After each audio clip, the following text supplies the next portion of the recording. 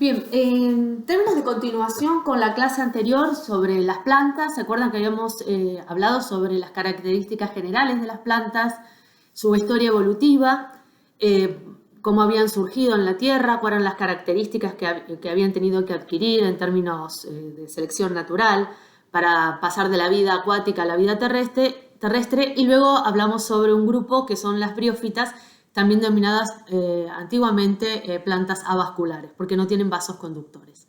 En este caso vamos a referirnos durante esta clase a las traqueófitas, que son las plantas que sí tienen vasos conductores, y eso es un paso de mayor independencia de la vida acuática o de los lugares extremadamente húmedos, y además alcanzar altos portes, ¿no? Un tamaño un poco mucho más grande que el de los musgos, antoceros y hepáticas que habíamos visto en la clase anterior. Las traqueófitas son extremadamente diversas, vamos desde los helechos, pasando por las gimnospermas, que son el mundo de las coníferas y de otras clases que vamos a ver, y luego las angiospermas, que son todas las denominadas plantas con flores. Bueno, para ubicarnos en términos evolutivos en este cladograma, fíjense que partimos desde el antecesor común entre las plantas y las algas verdes. La adquisición, voy a ir señalando cómo se van adquiriendo las apomorfías, o sea, las novedades evolutivas que van a ir aglutinando los distintos grupos de plantas. La adquisición de cutícula, esporopolenina, que es una proteína de las esporas, y un sistema de fijaciones o rizoides nos separa a las algas de las briófitas, de los musgos. Y luego tenemos la adquisición de tejido vascular que reúne a helechos, gimnospermas y angiospermas. Luego se separan los helechos de las gimnospermas y angiospermas por la obtención de semillas, los helechos se reproducen a través de esporas, y las gimnospermas de las angiospermas, en el caso de las angiospermas, aparecen los carpelos, que son unas hojas modificadas que se van a transformar en flores y frutos. ¿Cuáles son las características generales de las traqueófitas? Tienen tejido y sistema de órganos organizados en un sistema que posee vástago aéreo, raíz y un sistema de conducción vascular que vincula la parte aérea de la planta con la parte subterránea, o sea, las raíces. Son esas, cuando uno mira una hoja, que ven esas como maraña o red, en el caso de las hojas de las angiospermas, dicotiledóneas, se ven como una red, que es la figura que ustedes ven en el centro. Esos son todos los vasos conductores, que están conformados por dos tipos de vasos denominados xilema y otros floema. El xilema generalmente lo que hace es conducir el agua, lo hace por diferencia de gradiente de concentración, lo habíamos visto en la clase anterior, desde las raíces hacia las partes aéreas de la planta. Y por otro lado tenemos el floema, que es lo que lo conduce a los fotosintetatos, o sea, lo que se produce a través de la fotosíntesis, los azúcares, que van a ser distribuidos desde las hojas o donde ocurra la fotosíntesis hacia el resto de la planta. ¿Cuál es la traqueófita ancestral? Bueno, una que ya la había presentado en la clase anterior, se supone que es riña, que era una de las plantas terrestres más antiguas que se conocen, creció en el Devónico, o sea, hace aproximadamente unos 400 millones de años, o sea que es contemporánea a los dinosaurios. Tenía tallos erectos con una ramificación dicotómica y esporangios en los extremos, o sea, anterior a los dinosaurios en realidad, y se reproducía vegetativamente mediante rizomas subterráneos. Tenía tejidos de conducción muy rudimentarios, o sea, empiezan a aparecer tejidos de conducción que la diferencia de las plantas avasculares. Bueno, ¿cómo es este tejido de conducción? Este sistema de conducción, como yo les había mencionado, está constituido por dos tipos de tejidos, uno llamado xilema y floema. Su ubicación va a depender su ubicación relativa de uno respecto a otro va a depender del tipo de planta que estemos hablando. Si vemos la imagen del centro, vamos a ver que hay un proceso de evapotranspiración, que se va perdiendo por transpiración el agua que se encuentra en las superficies de las hojas hacia el aire, y esa diferencia de gradiente es lo que va a succionar, y eso entre comillas, el agua desde las raíces, y que va a ser ayudada también por otro fenómeno que tiene que ver con los puentes de hidrógeno de las moléculas de agua, que es el proceso de capilaridad y de adhesión entre las moléculas de agua, ¿no? Le permite trepar por estos vasos, que son como capilares, o sea, muy finitos, y al mismo tiempo ser empujados o ser arrastrados por esta diferencia de concentración. Generalmente cuando hablamos de xilema se denominan tráqueas, son como tubos cribados, continuos. En cambio, en el caso de los fluemas, para que ustedes observen la imagen que se encuentra a su izquierda, lo que hablamos es se llama tubo criboso, o sea que no está, no es como una tráquea que está cortada, sino que está perforada como cribas, y que ahí van a pasar los fotosintetatos que van a también a incluirse dentro de las hojas y a su vez van a pasar de una hoja o de una flor o de un fruto o de las raíces transportados por este sistema.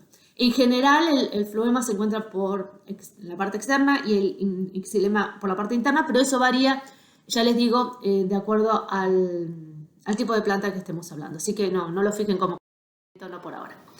Bueno, las traqueófitas tienen un ciclo de vida que es, en términos generales, muy parecido, semejante al que hemos visto con las briófitas, o sea, hay alternancia de generaciones, hay una fase gametofítica, que en este caso se va a ir reduciendo cada vez más, o sea, que es más reducida que en el caso de las briófitas, que es esa fase gametofítica es haploide, es N, y una fase esporofítica que es la fase dominante, que es la que nosotros vamos a ver, la visible, que es diploide. O sea, si nosotros vemos una planta, ahora si salimos abrimos la ventana, o salimos al patio o al balcón y vemos una planta, estamos viendo la parte esporofítica.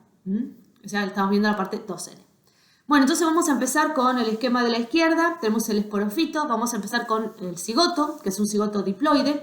Ese cigoto sufre divisiones mitóticas, va creciendo y forma un esporofito que también es diploide. Ese esporofito va a formar un esporangio que a través de meiosis va a producir esporas. Esas esporas son haploides porque son fruto de la meiosis. Y esas esporas se van a reproducir y van a formar lo que se llama el gametofito, que es N. Ese gametofito va a estar muy reducido. Ahora lo vamos a ver en cada uno del grupo de plantas que vamos a estar hablando. Y vamos a tener un gameto masculino y un gameto femenino. El gameto femenino generalmente va a ser inmóvil y el gameto masculino va a ser móvil. Luego se encuentran, ocurre la fecundación, la singamia y el ciclo vuelve a empezar. Fíjense que en la imagen de la derecha, en términos evolutivos, hay una tendencia a una reducción del gametofito y un aumento del esporofito. Fíjense que desde musgos, que lo que nosotros observamos en los musgos es el gametofito, discúlpenme, es la fase N. Luego pasamos por el hecho que el gametofito es independiente, pero se reduce mucho. Y luego vamos hasta las espermatófitas, en las cuales el gametofito está reducido a un grupo de células que se encuentran dentro del ovario. En cambio, el esporofito va a ir incrementando, ¿no es cierto? Los helechos son los frondes, lo que nosotros observamos de los helechos, las hojas, esto es de comillas, y en el caso de las angiospermas o las gimnospermas, todo lo que son las traqueófitas, más evolucionadas, pero también entre comillas, lo que vamos a observar siempre va a ser el esporofito. La fase 2N. Bueno, vamos a empezar por un grupo que son las pteridófitas. Las pteridófitas que incluyen a los helechos son de una gran diversidad, son unas plantas muy antiguas. Fíjense que hay un ejemplo, algunas son más conocidas que otras. Tenemos, por ejemplo, en el centro hay un helecho arborescente que se puede observar en las selvas tropicales y subtropicales. En las yungas nuestras se encuentra. Luego tenemos hacia arriba algo que ustedes pueden ver en las aguas más bien quietas, como por ejemplo es un helechito de agua denominado azola. También se usan como adorno en los acuarios. Luego abajo tenemos un helecho muy antiguo denominado Silotum.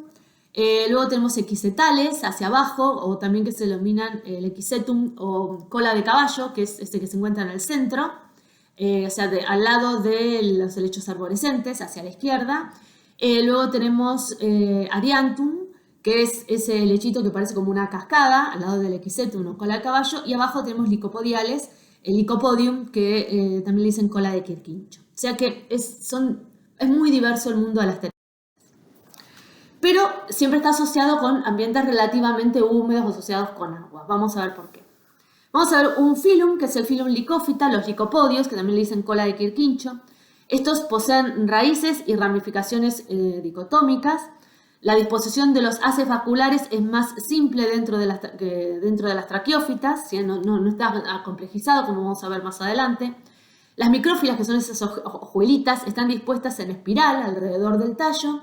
Y los esporangios se encuentran en los extremos, entre las micrófilas y el tallo, el femenino y los masculinos, dispuestos como especie de como pirámides, como llaman estróbilos, ¿no? Que son esos extremos amarillos que tienen marcados en la imagen de la derecha, que se llaman Lycopodium obscurum.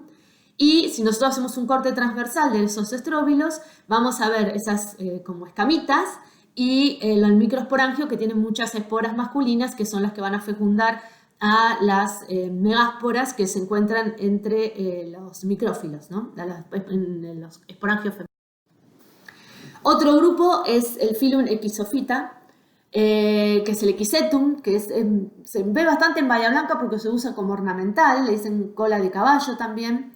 Las hojas en este caso son megáfilos en disposición verticilada, o sea, se encuentran dispuestas alrededor del tallo. Poseen verdaderas raíces en este caso, con ramificación bastante irregular. Los esporangios se ubican en esporangióforos terminales, que son pedicelados, tienen como una especie parecen sombrillitas. Ahora, si ustedes, vamos a tratar de a ver si pueden entender con mi explicación la imagen de la derecha. Y el gametofito es muy diminuto, es chiquitito, y el esporofito es más grande y ambos son independientes, o sea que no están relacionados uno con respecto al otro. Fíjense que tenemos en la imagen de la izquierda, de la derecha, en la parte verde, tenemos las hojas, que son las verticiladas, que están alrededor del tallo, y ahí tenemos un esporangióforo, un esporangio, con muchos esporangios dispuestos en un esporangióforo también en manera verticilada. Ese tallo fértil que sostiene al esporangióforo y a los esporangios, fíjense que en la imagen en blanco y negro, que es una fotografía electrónica de Equisetum, SP, se observa como un pedicelo, que es el esporangióforo, y el esporangio como si fuera una sombrilla cerrada. Y en los extremos de esa sombrilla cerrada se encuentran el esporangio, donde se abren y ahí están las esporas. Bueno, pues hablando directamente de los helechos o los filicales, tenemos que las características generales son que tienen alternancia de generaciones, como todas las plantas. El esporofito, que es diploide, es la fase predominante. El gametofito, que es haploide, es pequeño y de vida independiente. Su cuerpo posee frondes, que nosotros le podemos decir hojas, pero en realidad no lo son, que cumplen las funciones de las hojas. Y rizoides, que son similares a las raíces, pero tampoco podemos decir de que sean raíces propiamente dichas en términos tisulares, en términos de tejido. Cumplen las mismas funciones, o sí. O sea que serían análogas. Poseen un sistema vascular bastante rudimentario, compuesto por un xilema muy primitivo, que está compuesto por traqueidas, y un floema también primitivo, compuesto por células cribosas. Dependen del agua para la reproducción, aún, o sea que no pueden independizarse totalmente de ambientes húmedos, y son capaces de crecer en distintos tipos de hábitats, y aún en hábitats que luego se pueden desecar y se mantienen como estado de resistencia, y en los periodos húmedos ahí como que reaparecen y cumplen el ciclo de reproducción. El ciclo de los helechos, bueno, vamos a empezar por la parte del esporofito, vamos a ir a donde están las hojas o fronde. Ahí está, fíjense que tenemos esas especies de hojas, y en vez de las hojas, si ustedes han observado alguna vez en esos helechos, por ejemplo, los helechos serrucho, que es muy común, vamos a encontrar como unas manchitas marrones que pueden estar envueltas o desnudas, que ahí eso llaman esporangios, ¿no? Que si están envueltas en una especie de soro que los cubre y los protege. Ese esporangio, que es docene, igual que el fronde que lo sostiene, igual que el esporofito, en su interior forman esporas por meiosis que son haploides. Esas esporas se liberan, se abre ese esporangio y germina un prótalo o gametofito en un ambiente húmedo, un ambiente propicio, que es N, haploide. Ese prótalo o gametofito va a tener como dos sectores, uno que es femenino, que se denomina arquegonio, y otro que es masculino, que son los anteridios. El arquegonio tiene la oósfera, que es la parte femenina, que es inmóvil, es haploide, y el anteridio genera los anterozoides, que son también haploides, que van nadando cuando encuentran humedad hasta la oósfera y la fecundan. De allí, desde el gametofito, se empieza a crecer, germina y crece el esporofito. O sea, desde la parte N, fusionada como un cigoto por la ósfera y los anterozoides, a través de la fusión de ellos, va a crecer, va a producirse el cigoto y va a germinar y crecer un esporófito de lecho. Bueno, ahí tienen imágenes, eso es lo que ven en el suelo, ahí en la imagen de la izquierda son gametofitos de lecho, N, ahí lo tenemos un acercamiento y otro tenemos una imagen en microscopio. Y luego en esa imagen se pueden observar en detalle el arquegonio, o sea, la parte femenina del gametofito de los helechos, que en sí es hermafrodita, pero que tiene un sector más diferenciado con los arquegonios, la parte femenina, con la zoósfera, y el anteridio, que es la parte masculina, que va a generar los anterozoides.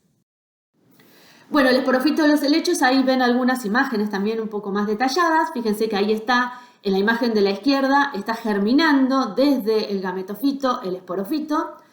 Luego tenemos ahí hacia abajo la ruptura de un esporangio, donde se sueltan las esporas. Luego al costado abajo hay un dibujo que vemos el fronde, o sea, la parte de la hoja, el en vez de la hoja, que está ese inducio, que forma lo que se llama un soro. Los esporangios están contenidos dentro de esa como pequeña laminilla protectora y las esporas que se van a soltar. La prefoliación, voy a repetirlo, la prefoliación, o sea, antes que se forme el frondes, es circinada, que es esa imagen que tienen ustedes en el centro, color verde, que parece como una cola enroscada, se le dice circinada porque parece una cola de escorpión. Bueno, eso es de donde se van a desarrollar los frondes, las hojas de los helechos. Y después hacia la derecha vemos en vez de las hojas de los helechos lo que yo les mencionaba. Los esporangios pueden estar con inducio o no, y esos son esas como círculos,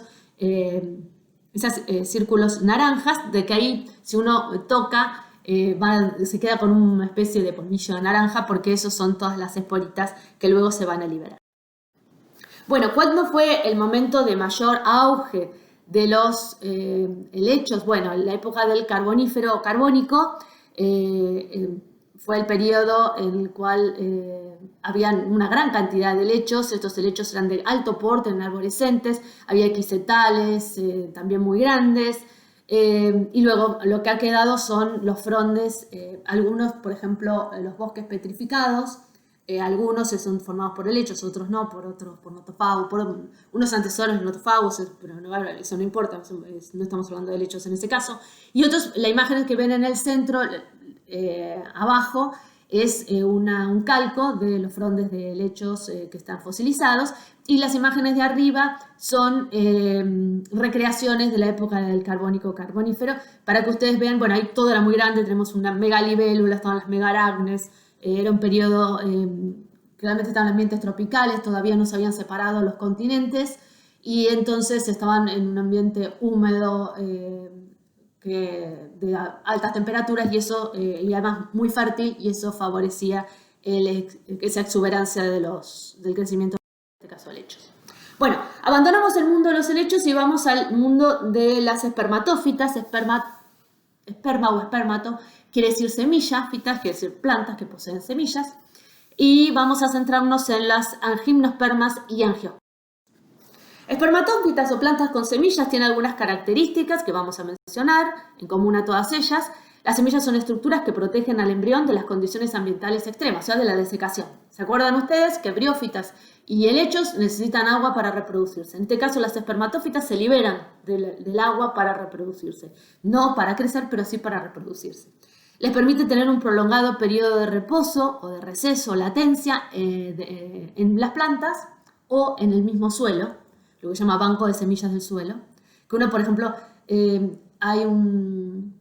podemos ver en un ambiente muy desecado, que puede estar por periodos muy prolongados sin lluvias, y luego llueve y inmediatamente germinan todas las semillas que se encuentran en el suelo, están viables todavía, con potencialidad de germinación, y crecen muy rápido las plantas, florecen y reinician un ciclo muy rápido, porque en realidad necesitan producir un montón de semillas para que se queden en el suelo para aprovechar la siguiente oportunidad de humedad.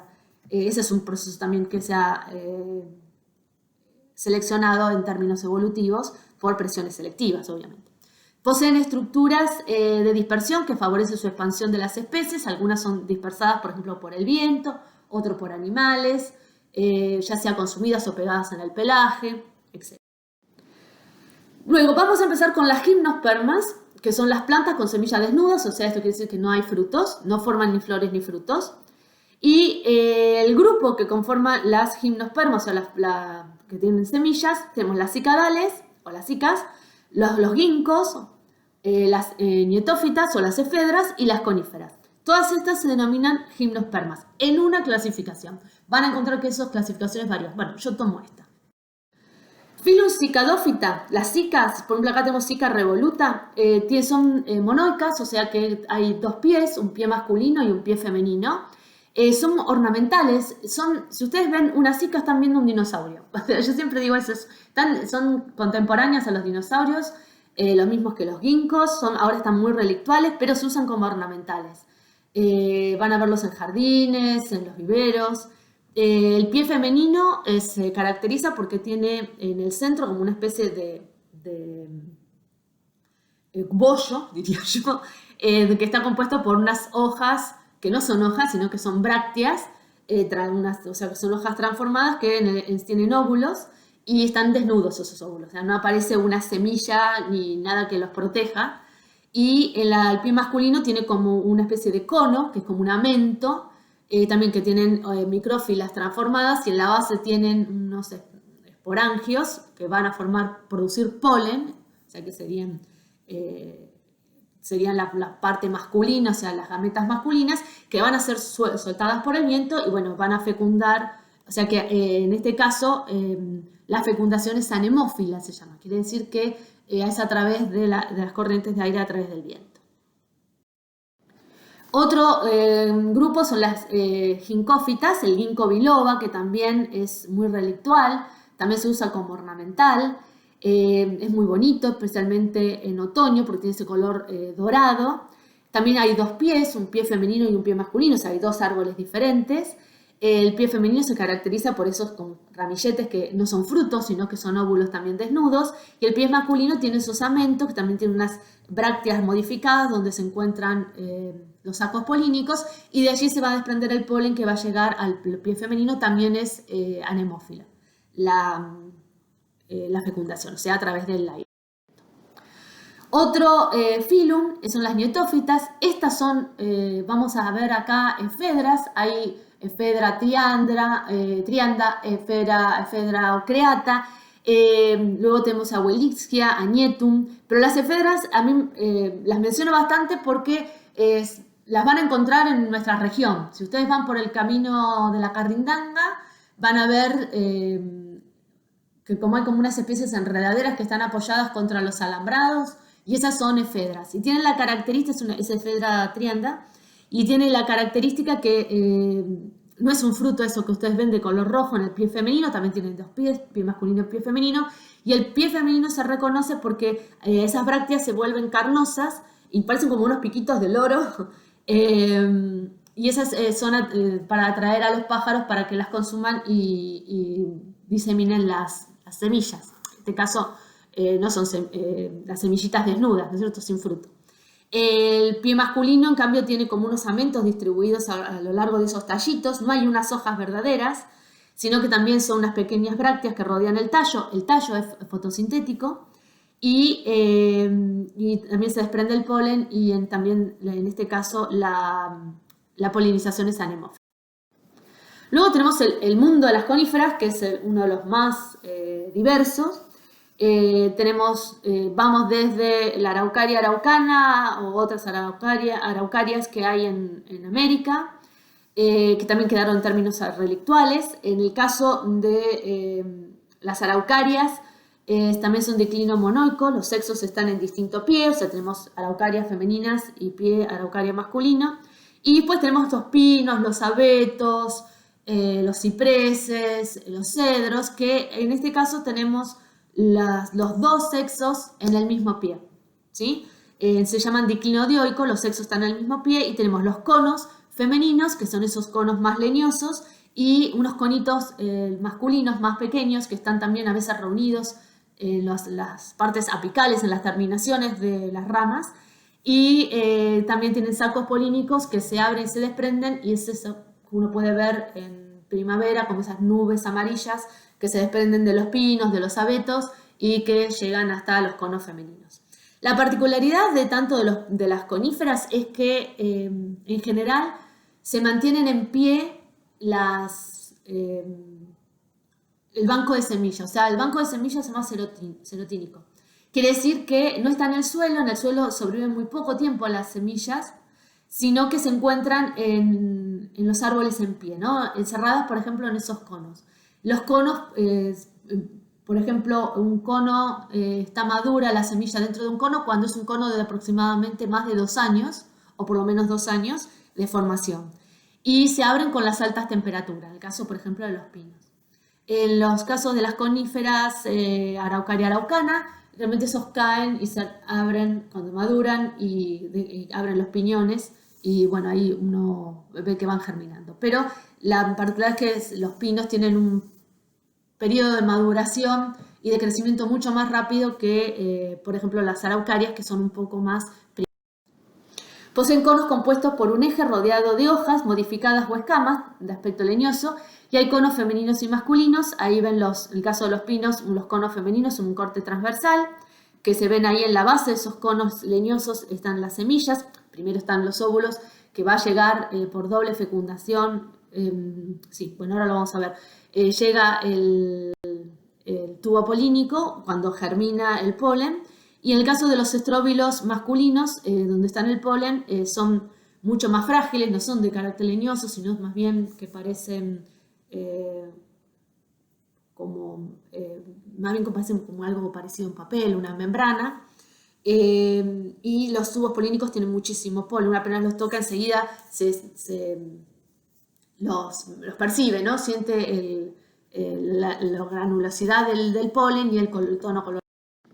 Bueno, el ciclo de las gimnospermas, vamos a empezar por el esporofito maduro, o sea, si esto fuera un relojito, vamos a empezar en las 12.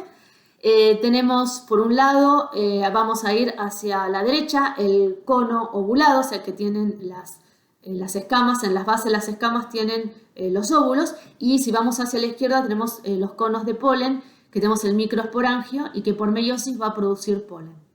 En cambio, por meiosis, en la parte femenina va a producir la megáspora. Esa megáspora va a producir un gametofito femenino, y el polen va a formar lo que llama un gametofito masculino. Siempre los gametofitos, recuerden que son haploides, N. El caso del gametofito femenino va a estar compuesto por un arquegonio con dos, que se llaman las células polares, y luego tenemos el gametofito masculino, que está compuesto por una célula generativa, una célula tubular y como una especie de alerones que le permiten flotar en el aire, ¿no? Ser llevados por el viento. La célula generativa es la que se va a fusionar con las células femeninas, y la célula tubular es la que va a formar el tubo polínico. Cuando se encuentran la célula generativa con el arquegonio, con el óvulo, se va a formar un embrión, y de ese embrión se forma la semilla, y esa semilla, cuando madure, se va a liberar, ya sea por abertura o ruptura del cono femenino, se libera con el viento porque son alados, y van a generar un esporofito después de germinar. Acá tienen un resumen más o menos para que a ver si lo pueden entender un poco mejor que con mi explicación. Dicen en el caso que los conos masculinos, o sea los portadores de polen, están formados por numerosos estambres o microesporófilos, ¿sí? A los estambres también se les llama microesporófilos porque son hojas modificadas muy pequeñitas. Estos microesporófilos están dispuestos en espiral alrededor de un eje, y cada microesporófilo lleva 2 sacos polínicos, o denominados también microesporangios. En su interior se diferencian las células madres del polen o microesporocitos. Cada una de esas células da origen por meiosis a 4 microesporas o granos de polen uninucleados, que son inmaduros. Ellos tienen que madurar. Si vamos a la parte femenina, los conos femeninos, cada escama lleva 2 óvulos en la parte superior. Cada óvulo presenta un tegumento y una nucela multicelular, se llama megasporangio, en la que se diferencia una sola célula madre de la megáspora o megasporocito. También va a ser haploide. El micrópilo de cada óvulo produce una gota de líquido pegajoso a la cual se adhiere el polen, que viene por el viento, y luego esta gota se evapora y los granos de polen son arrastrados al interior del óvulo hasta entrar en contacto con la nucela, que es la parte como nutricia de la semilla. El grano de polen germina y se forma un tubo polínico que va creciendo lentamente a través de esa nucela, y recién un mes más tarde, o sea, desde el momento de la germinación, el megasporocito o célula madre de la espora se divide por meiosis originando 4 megásporas, 3 de las cuales degeneran. La megáspora funcional inicia la formación del gametofito femenino por respectivas divisiones mitóticas.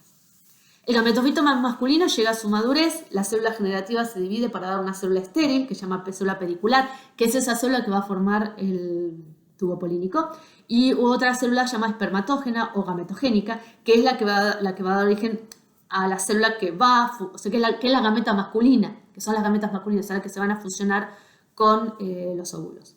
La fecundación ocurre en la primavera del año siguiente y una de las gametas masculinas se une a la ovocélula y la otra degenera. De la unión surge un embrión funcional. La semilla es una combinación de 2 generaciones esporofíticas diploides. Una es la cubierta seminal, los restos de la nucela y el embrión, y una generación gametofítica haploide, el endosperma primario y el tejido o tejido alimenticio.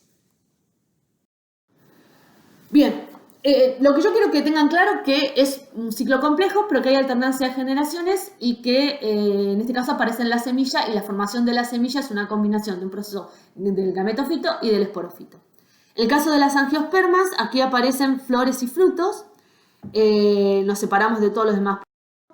Hay una gran diversidad de las angiospermas. Esto es como una especie de, si lo podemos ver así, es como una especie de plato volador, pero que quiere significar una especie de cladograma, el cual hay unas, si vamos al origen, hay las flores ancestrales, son flores que no son cíclicas, o sea que no tienen ciclos. Vieron que si yo tomo una flor, puedo ver el número de sépalos, por ejemplo, pueden ser 5, el número de pétalos, el número de estambres, y cuántos carpelos tiene, o sea, cuántas partes femeninas van a encontrar.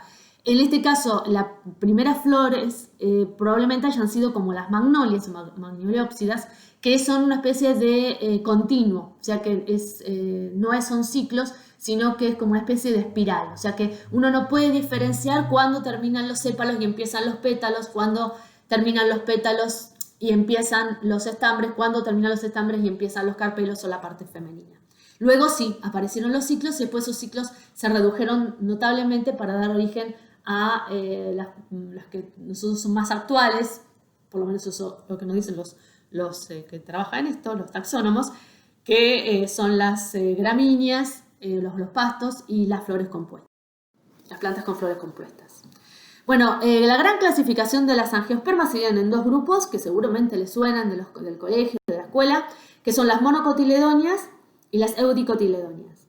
Las monocotiledóneas son las que tienen un solo cotiledón, la semilla, o sea que cuando germina va a aparecer una sola hojita, y son todos los pastos, ¿no es cierto? Las hojas no son hojas que parecen que tengan una red, sino que las nervaduras son paralelas y las hojas son lanceoladas. Los haces vasculares no están ordenados, sino que están esparcidos. Las flores son reducidas o están en múltiplo de 3 y el polen tienen un solo poro, eso es característico. Las dicotiledóneas tienen 2 cotiledones, las semillas. Las hojas tienen esas nervaduras ramificadas. Los tallos tienen haces vasculares que están dispuestos en forma radial desde el centro y ordenados. Las piezas florales generalmente entre un múltiplo de 4 o de 5 y el polen pueden ser de 3 poros o más. Monocotiledóneas hay más o menos 10 órdenes con relaciones filogenéticas complejas, y las eudicotiledóneas son un grupo más avanzado, pues tenemos los paleoárboles y las paleohierbas, las paleohierbas, que esas son las que yo les decía que tienen esas formas cíclicas, ¿sí? Por ejemplo, un paleoárbol estamos hablando de las magnolias, y las paleohierbas, por ejemplo, podemos estar hablando de las anémonas. Características de las angiospermas: también poseen, como todas las plantas, doble fertilización, producen un tejido nutritivo triploide llamado endosperma, ¿no? Que va a constituir la semilla, y de eso se va a alimentar el embrión. Sus óvulos y semillas están rodeados o encerrados entre carpelos, hojas modificadas, poseen flores y frutos que llaman carpelos modificados, y tenemos el gineceo y el androceo, que es la parte femenina y masculina respectivamente. El gineceo está formado por el ovario, que es también, y el ovario, el estilo y el estigma. No es buena la analogía, pero a veces sí, parecía como un frasquito o botellita. El estigma está en la parte de arriba, donde generalmente es pegajoso, y ahí es donde se va a colocar el polen y va a germinar solo aquel polen que pertenezca a la misma especie.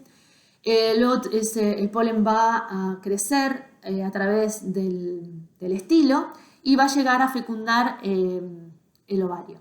Luego tenemos, esa es la parte femenina. La parte masculina o androceo está compuesta por los estambres. Cada estambre consta de un filamento que sostiene a la antera, y ahí se encuentran los sacos polínicos. Y luego tenemos rodeando a toda la parte reproductiva, la corola conformada por pétalos y el cáliz, que está formado por sépalos. Las partes verdes son hojas también modificadas.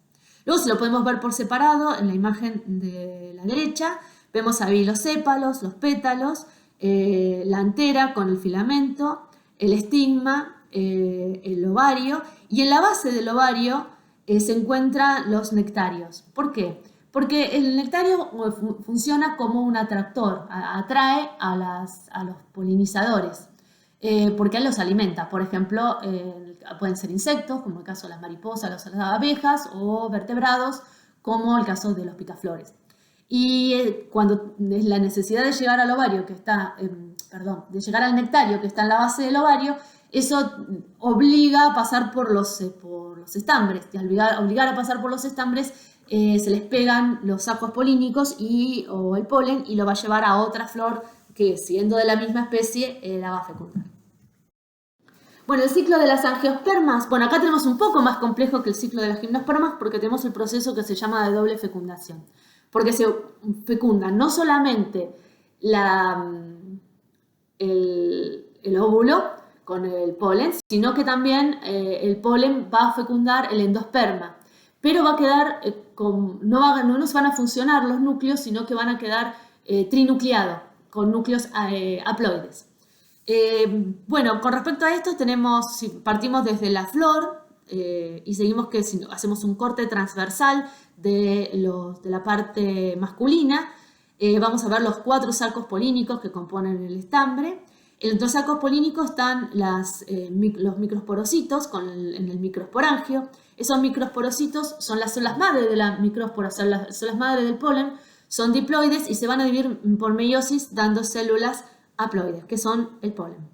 Eso va a generar por una célula del tubo y una célula generativa, y esos granos de polen van a llegar hasta el estigma de la parte femenina de una flor de la misma especie, y van a germinar el tubo polínico hasta que llega hacia el óvulo, y ahí se va a arrastrar, va a ir creciendo las células generativas.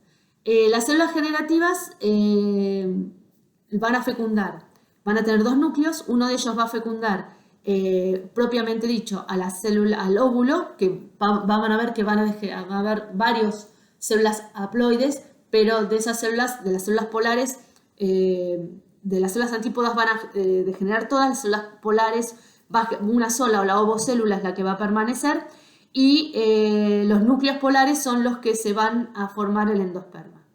Ahí se forma una megáspora. Esa megáspora es el esporofito, y luego se forma el endosperma, la nucela con el megasporangio, y esa parte femenina a través de un proceso de doble fecundación, como lo señalé anteriormente, va a formar el núcleo del endosperma, que es 3N, o sea, vamos a tener 3 núcleos N no fusionados, y un cigoto 2N. El resto de los núcleos se van a degenerar, van a desaparecer, y ahí se va a formar el embrión, que se va a alimentar del endosperma hasta el momento de la germinación. Luego, en el proceso de germinación, hasta que eclosionan las hojitas, las primeras hojas en la tierra, y que son fotosintéticas, va a seguir alimentado por el endosperma de la semilla. Y luego crece, florece y volvemos a iniciar. Como habíamos dicho, en este caso, estas plantas tienen frutos. Hay distintas estructuras y tipos de frutos. Un fruto está compuesto por un exocarpo y un endocarpo.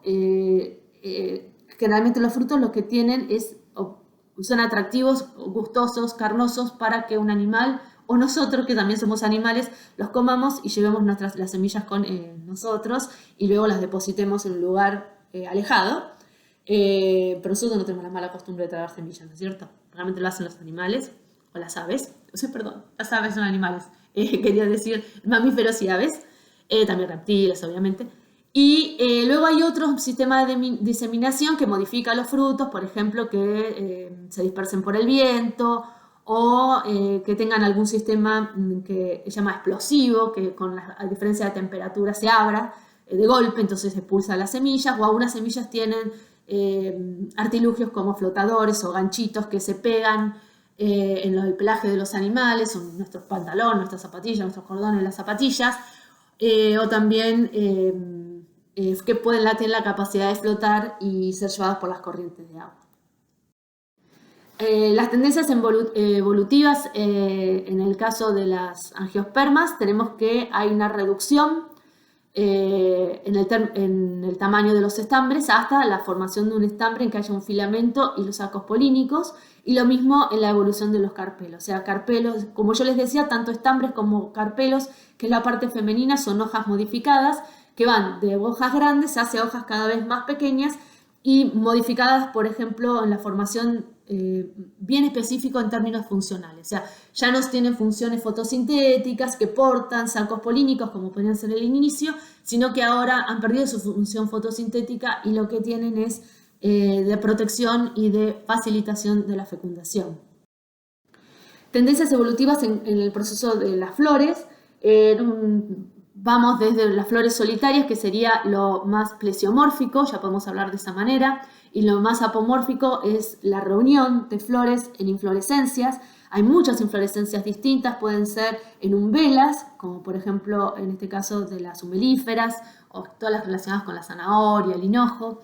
Otras que están muy modificadas las flores, formando las flores compuestas, que parece una única flor, por ejemplo la de las margaritas, pero en realidad tenemos dos tipos de flores. En el centro del disco tenemos las flores tubuloides y en los márgenes están las flores marginales, que son como si todos los pétalos estuvieran fusionados hacia un solo lado, oligulares. Luego tenemos la formación de las espigas, que es típica, que hay una reducción total, desaparecen lo que es pétalos y sépalos, quedan algo parecido que llaman glumas y glumelas, y los estambres y la parte femenina muy reducida, reunidas en racimos o espigas, que son el de las gramineas. Otra tendencia evolutiva sería plesiomórfico las partes florales libres, se llama dialipétalas, en los cuales tenemos sépalos y pétalos separados, lo mismo que los carpelos. En cambio, cuando tenemos fusión, sépalos y pétalos y carpelos, se llaman gamopétalas y sería, en este caso, más apomórfico. Otra tendencia evolutiva es que es plesiomórfico la simetría radial, o sea, la simetría en que yo podría cortarlo en distintos radios como si fuera la rueda de una bicicleta y tendría partes iguales, hacia algo más apomórfico, que es la simetría bilateral, que son las flores zigomorfas. Las de simetría radial se llaman actinomorfas, las de simetría bilateral se llaman zigomorfas, que tienen un plano de simetría y que yo puedo doblarlas sobre ese plano y se van a ajustar punto a punto. Otra tendencia evolutiva es la posición del ovario. Vamos hacia un ovario más protegido en términos evolutivos, entonces es más plesiomórfico un gineceo súpero, se llama flor hipógina, y hacia un gineceo ínfero o flor epígena, en el cual se encuentra más protegido. Otra tendencia evolutiva es la simplificación de las partes florales, o sea, de flores grandes, como yo les decía, por ejemplo en este caso, que son esas flores helicoidales, más primitivas, como el caso de las magnolias, magnolopsidas, o también las flores acuáticas. Vamos hacia una reducción mayor por ejemplo, en las gramíneas, en los pastos, hasta que se reducen nada más que a estar protegidas por unas hojas modificadas, llamadas glumas y glumelas, dentro de unas espigas o espiguillas, y queda nada más que las partes reproductivas, vale decir el estigma, las anteras y los filamentos. Tipos de polinización, bueno, hay distintas, algunas mencionas, por ejemplo, una anemófila, que la menciono bastante, que es a través del aire. Hidrófila, por ejemplo, el agua, y en el caso ahí el polen tiene como unos flotadores que le permite arrastrarse en las flores acuáticas, que permiten flotar en el agua hasta encontrar otra flor para fecundar, y otras son las zoófilas, en las cuales hay un proceso de coevolutivo con los polinizadores, pueden ser vertebrados, como el caso de pájaros, colibríes, picaflores, otros pájaros también, o murciélagos, y si no, de invertebrados como hemípteros o himenópteros, también algunos dípteros, también, o sea, hormigas, abejas, avispas y moscas. La dispersión de los frutos, bueno, algo mencioné anteriormente, también a través del consumo o porque, por ejemplo, ahí tenemos un escarabajo estercolero que junta las semillas del suelo, sin darse cuenta, junto con las heces, y bueno, y les da un lugar propicio para que se reproduzcan, porque hay un ambiente húmedo y muy fértil. Otras que es a través del viento, como los famosos panaderos, otra por esa especie de explosión. Está la flor del anís estrellado, el fruto del anís estrellado, y otras por el consumo, ¿no? Que, por ejemplo, otros vertebrados. Y acá les dejo un cuadrito para que ustedes estudien, lean y miren, comparativo entre el ciclo de vida de las coníferas, especialmente el pino, una pinácea, y el ciclo de vida de una angiosperma. O sea, tienen para entretenerse y tratar de, con mi maravillosa explicación, de poder comprenderlo mejor. Bueno, espero que esta clase les haya servido.